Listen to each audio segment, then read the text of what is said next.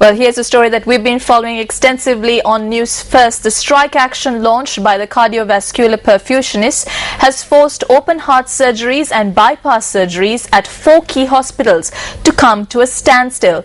Hospital authorities said that there are around 6,000 patients in the waiting list for open heart surgeries. The cardiovascular perfusionists are staging the strike, demanding the removal of salary anomalies and payment of a risk allowance as well as a permanent overtime allowance based on seniority. A total of 33 cardiovascular perfusionists serve at the Colombo National Hospital, the Kandy General Hospital, the Karapitia Teaching Hospital and the Lady Ridgeway Hospital for Children.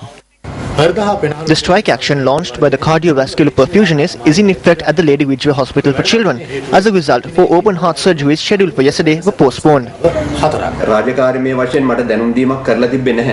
I was not informed of this officially. They say that they are not working today. Child patients are not like any other patients. If we fail on one day, the entire surgery will have to be postponed. Even though there is a waiting list, the patient needs to be sent into surgery within a week. We need to accommodate it.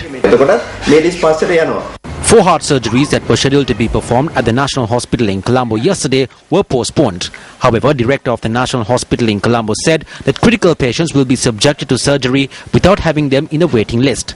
Around 20 surgeries are being postponed on a daily basis at these hospitals as a result of this strike action. The surgeries of the new additions to the waiting list will also be postponed. This strike action is our final call. We have discussed this issue through dialogue. We informed the Ministry of Health about this strike action about 2 or 3 weeks ago. Please take steps to issue a circular and provide us with the allowance. Newsfirst inquired from the Secretary to the Ministry of Health regarding this matter on our Primetime Sunrise Bulletin this morning. One of the 3 requests cannot be provided with the mere consent of the Minister. That needs to be addressed by the National Salaries Commission, the Department of Management and the Treasury. Certain things need to be approved by the Ministry of State Administration. Yesterday, we were informed that the Treasury had decided to transform providing the emergency allowance as an overtime system.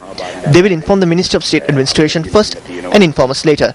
Then I believe this strike action would be stopped.